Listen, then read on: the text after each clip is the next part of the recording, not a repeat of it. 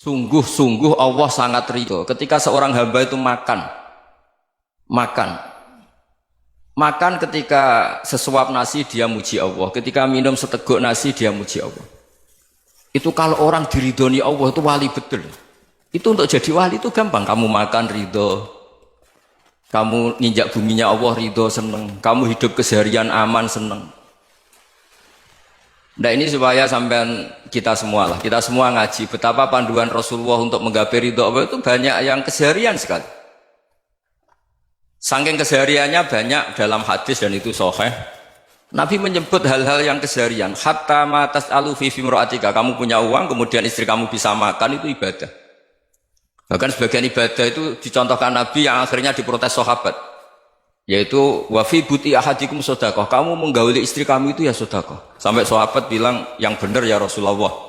Ayati ahaduna syahwatahu wa huwa lahu ajrun. Masa urusan biologis, urusan syahwat kemudian dia dapat pahala. Nabi menjawab, alaysa law wada'aha fi haramin akana alaihi wisrun. Bagaimana kalau dia meletakkan ke yang tidak benar itu kan dosa. Nah, hal-hal seperti ini yang saya ingin teman-teman semua. Saya juga agak ingin ngaji demi Anda juga agak ingin. Itu dosa sekali ngaji kok pesanan kelompok tertentu itu enggak boleh. Islam itu untuk semua. Jadi ya cuma karena di depan saya jenengan ya seakan-akan jenengan korbannya. Itu ada ilmunya dalam usul fikih itu. Jadi orang itu harus ngaji usul fikih. Nama yang disebut, mungkin Mas Sufyan masih ingat zaman ngaji usul fikih. Nama yang disebut itu tidak jaminan sebagai prioritas perintah. Jadi misalnya gini, kebetulan yang di depan Nabi itu Abu Dzar. Nabi ya bilang, ya Abu Dzarin ini uhibbuka misalnya, atau ya Mu'ad ini uhibbuka, atau ya Abu Hurairah ini uhibbuka misalnya. Banyaklah riwayat yang Nabi nyebut ya Abu Dzarin, ya Mu'ad, ya Abu Hurairah. Kemudian misalnya Nabi meneruskan khitab, ini uhibbuka, saya mencintai kamu, fakul dubur sholatin, atau sebagian riwayat disebut fala tada'anna dubura kulli sholatin, Allahumma inni ala dzikrika wa syukrika wa husni ibadatik. Saya mencintai kamu, siapa saja, Mu'ad bisa, Abu Dzar bisa siapa. Saya mencintai kamu, mohon kalau habis sholat kamu jangan lupa wiridan Allahumma inni ala dzikrika wa syukrika wa husni ibadatik. Ya Allah, tolong kami permudah supaya mudah ingat engkau. Anda tidak bisa mentang-mentang, wong nama saya Parmin, nama saya Purnomo, itu yang diperintahkan Mu'ad misalnya. Jadi yang disebut satu, tapi khitab itu untuk siapa saja. Saya teruskan. Jadi saya mohon semua kita melakukan kebaikan itu, kalau dalam kaidah fikih disebut al yakin la yuzalu bisyak. Banyak kebaikan yang kebenarannya itu 100%. Tidak punya efek samping ke pihak lain, ke kelompok lain, ke komunitas lain. Itu tadi misalnya Anda makan, dan itu murah sekali, hanya butuh satu piring. Setiap punyaan kamu muji Allah, setiap minum kamu muji Allah. Itu redaksinya Rasulullah SAW disebut, Allah sangat ridho ketika seorang hamba makan, kemudian dia memuji Allah. Atau minum, kemudian dia muji Allah. Logikanya gampang, negara seperti ini yang kamu harapkan bentuknya kayak apa, mertua, ipar, komunitas, tetangga, itu nyata terjadi itu kan belum pasti. Sementara yang mesti terjadi adalah kamu butuh makan, kalau tidak mati. Butuh minum, kalau tidak mati. Butuh bumi yang nyaman ditempati, kalau tidak kita juga mati. Sebab itu Allah kalau menyebut nikmatnya itu hal-hal yang keseharian. Alladzi at'amahum min ju'. Allah itu siapa? Allah itu yang menciptakan kamu bisa makan. Tidak berlebihan, Allah itu yang menciptakan kondisi sosial itu ideal. Zaman Nabi itu ya ada orang munafik. Orang-orang pilihan Allah itu juga diuji orang sekelilingnya yang macam-macam. Semua diuji sesuai konteks zaman dan waktu. Nah, tapi ada ibadah-ibadah yang selalu disarankan Nabi. Sampai Nabi itu pernah ditanya, ayul islami khairun ya Rasulullah, Islam terbaik itu gimana? Jawaban Nabi itu unik. It'amu to'am, Islam terbaik itu ya makan-makan, yang santai-santai. Ketika Allah menyebut beberapa kebaikan, falak tahamal aqobah, wa ma adrokan apa? Mal aqobah. Terusannya apa? Fakku rokobah. Terusannya apa? Au it'amun fiyaumin di masubah. Ya, atau acara makan-makan itu juga Islam. Kenapa? Ya bayangkan kalau tidak ada makanan, kita mati kan? Kondisi sosial tidak ideal itu Anda masih gak apa-apa, tapi kalau Anda tidak makan, Anda tidak minum, Kamu punya istri cerewet masih bisa hidup, punya mertua cerewet masih bisa hidup. Tapi kalau tidak makan bisa mati. Berarti penting mana istri sama makan? Penting mana? Makan. Semoga istri Anda dengar. Nanti kamu disuruh makan tapi pulang deh. Itu kalau dibahasakan makan masih memahami. Penting mana nasi satu piring dengan istri. Nggak ada nasi mati, nggak ada istri belum mati. Penting mana? Gak berani jawab kan? Nah, ternyata Anda ada garang kan di depan istri. Jadi saya mohonlah, mungkin Mas Sufyan Sauri tadi yang bisa bantulah. Teman-teman tuh ngaji yang keseharian saja. Karena kita nyari ridha Allah itu berdasar firman Allah. Dan firman Allah itu menyebut keseharian tuh riang, gampang. Yaitu tadi misalnya wa min ayatihi manamukum bil laili wan nahar. Termasuk ayat-ayat Allah itu kamu tidur. Maka dulu itu ada guyonan, ada tokoh Mu'tazilah, kelompok dalam Islam yang berpikir manusia itu bisa menentukan ikhtiarnya sendiri. Karena saya bisa duduk, ingin berdiri, berdiri. Karena kelompok ini nggak terima kalau semua kehendak Allah, nanti bagaimana kalau semua kehendak Allah kok ada hisab ya, ada sanksi. Lucunya itu, dia akhirnya, ini cerita ya, mencintai seorang perempuan, cantik sekali. Dan itu dia menjadi ahli sunnah itu oleh hal-hal yang sepele. Karena istrinya cantik, ya namanya suami istri hubungan intim. Terus ditanya, Mas, masih ingin lagi? Masih. Silahkan diulang lagi. Wah ya tidak bisa. Katanya manusia bisa menentukan yang diinginkan. Itu tobat itu. Itu nggak bisa ditobatkan Mas Sufyan Ats-Tsauri. Orang cantik yang mudah nobatkan orang itu orang cantik. Segampang itu. Akhirnya kita tahu, makanya kalau dalam kitab Hikam itu disebut al-aqil mayyakul madza yaf'alu wa hubi wal ghafil mayyakul madza af'al. Orang yang punya akal karena sadar ini wilayah Allah, semua milik Tuhan. Itu dia tiap hari berpikir, besok Allah akan melakukan apa terhadap dunia ini. Kamu merencanakan suatu mau plesir, ternyata gempa. Mau wisata ke Rusia, ternyata perang. Kamu tidak pernah tahu apa yang akan terjadi besok. Wa ma tadri nafsum madza taksibu ghadan. Tapi anda semua kita ini sering punya jadwal permanen. Makanya saya kalau diundang siapa saja, bisa takdir. Yang jelas Gus ini acara penting. Ya masih acara penting nak pangeran ngersakno piye? Kok ape dadi pangeran? Kamu kok mau jadi Tuhan? Itu kadang ya kiai. Penting Gus acara ini jenengan harus memastikan bisa. Loh kamu itu yang ngajarin tauhid, sesuatu itu biadillah kok bilang-bilang apa pasti. Kalau maksa terus tak tobatkan kamu kata saya. Ya kalau gitu Gus bilang insya Allah. Wah itu hati saya, fisik saya, roh saya sudah bilang insya Allah. Tidak usah kamu latih kata saya. Nah hal-hal tauhid keseharian itu gampang sebetulnya. Wal ghafil yaqulu madza af'al. Tapi orang yang lupa Allah dia setiap hari bilang besok apa? Kita bisa melakukan apa? Seakan-akan dia itu aktor, dia penting, dia subjek permanen, dia. Padahal kita ini hanya objek kehendak Allah Subhanahu wa taala. Karena kita yakin sesuatu yang terjadi di alam raya ini kita tidak bisa apa-apa. Makanya saya sering ngaji, sering bilang saya, ketika Anda mensifati Allah, Dia yang menghidupkan. Sudah itu tanamkan sehingga ketika kita mati santai saja. Kenapa santai? Allah punya cara menghidupkan kita. Zaman kita hidup juga gak tahu caranya ngelola jantung, ngelola paru-paru. Kamu juga gak tahu ngelola oksigen yang tidak beracun, tidak ngandung polusi. Tahu-tahu hidup.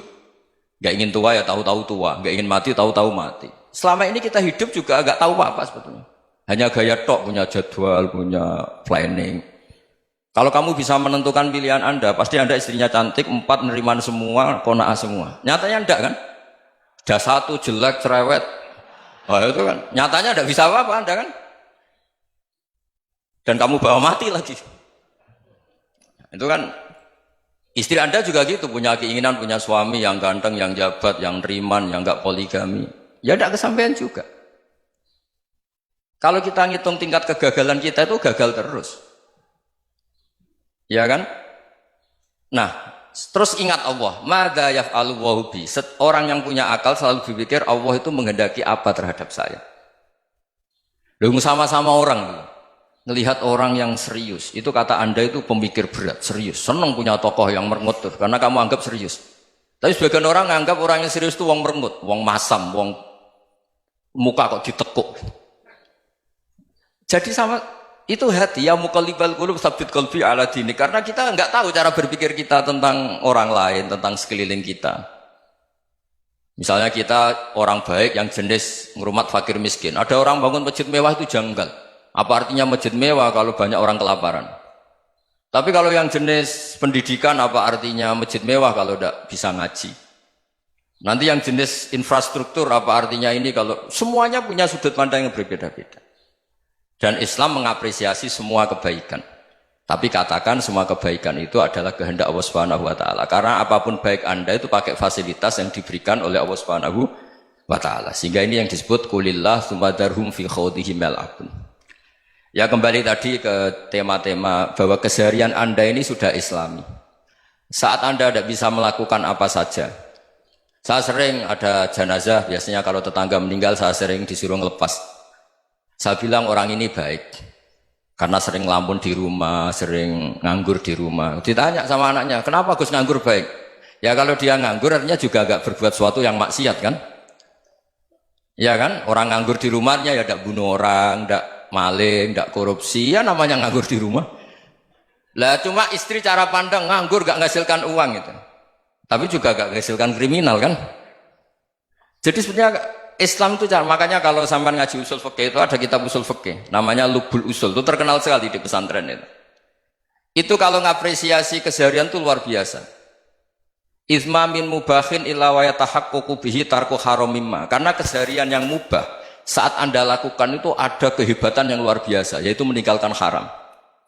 Makanya dulu banyak orang-orang alim ketemu temannya itu guyon sampai semalaman. Itu biasanya yang semangat Islam itu kiai kok tidak tahajud, kiai kok tidak witir. Orang yang sedang mapan uangnya banyak, malam itu tidak kelayaban itu sudah luar biasa. Melawan nafsu supaya tidak maksiat itu sudah luar biasa. Supaya lupa guyon sama temannya semalaman sampai subuh. Gejolak-gejolokan mengenang zaman miskin, zaman kuliah nggak jelas, zaman apa. Melihatnya jangan takut tahajud. Seperti ini meninggalkan tahajud, tapi meninggalkannya ini talkul muharramat. Jadi kayak apa hebatnya? Sehingga Imam Ghazali punya riwayat yang agak unik. Hatta takuna ibadatu akhiri hadil ummah iku an-naum. Sehingga suatu saat ibadah terbaik umat ini itu tidur. Itu kan riwayat kontroversi. Ketika Imam Ghazali tanya, kenapa iya? Kenapa kamu mulai keluar dari rumah itu sudah banyak maksiat? Melihat perempuan yang enggak mahram, melihat fenomena. Tapi kalau kamu tidur itu enggak melihat apa-apa. Tapi juga kamu jangan menganggap tidur itu ibadah betul. Saatnya melakukan fardu ain malah masih tidur. Tapi itu sudut pandang yang menjadikan kita Islam itu gampang.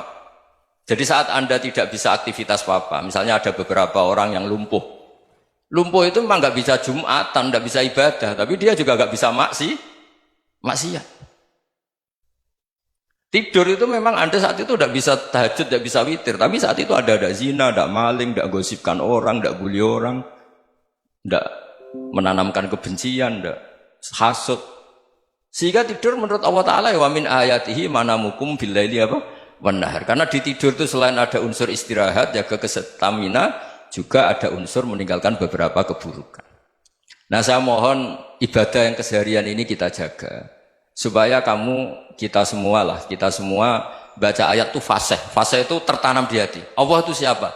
Alladzi at'amahum min ju'i wa amanahum min khauf. Dan Allah kalau cerita di Quran itu anna subabnal ma'a subba thumma syaqaqnal ardhan wa syaqqa fa ambatna fiha habba wa inaba wa qadba wa zaituna wa nakhla wa hadaika hulba. Kamu tahu saya ini siapa, kata Allah.